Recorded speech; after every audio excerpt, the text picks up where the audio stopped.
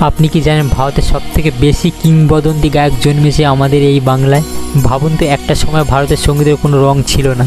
তখন জন্ম নিয়েছিল একজন কিংবদন্তির নাম কিশোর কুমার, যার কণ্ঠে হাসি, কান্না, প্রেম সব অনুভূতি একসঙ্গেই পাওয়া যায়। আজও কোটি মানুষ তার কণ্ঠ শুনে বাঁচে।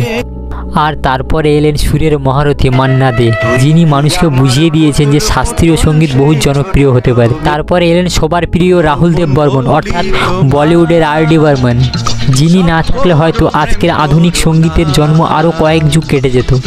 গিটার, বিট, রিদিম বাজিয়ে তিনি ভারতের গানের ভাষা পাল্টে দিয়েছেন। ও 90-এর দশক কাঁপিয়েছিলেন কুমার শানু। একদিনে 28টি গান করে রেকর্ড গড়েছিলেন কুমার শানু। তখন বলিউডে প্রেমের গান মানেছিল কুমার শানু।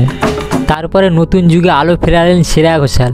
তার কণ্ঠে সত্যিই জাদু আছে। যখন তিনি গান করেন তখন কোটি মানুষ নিঃশব্দে শোনেন। আর আজ ভারতের সবথেকে জনপ্রিয় কণ্ঠ অরিজিৎ সিং। তার কণ্ঠে আছে সব ভালোবাসা, সব ব্যথা, সব অনুভূতি মানুষের। ভারতে প্রতিটি মিউজিকের লিস্টে কলকাতা, দিল্লি, মুম্বাই একটাই নাম, অরিজিৎ।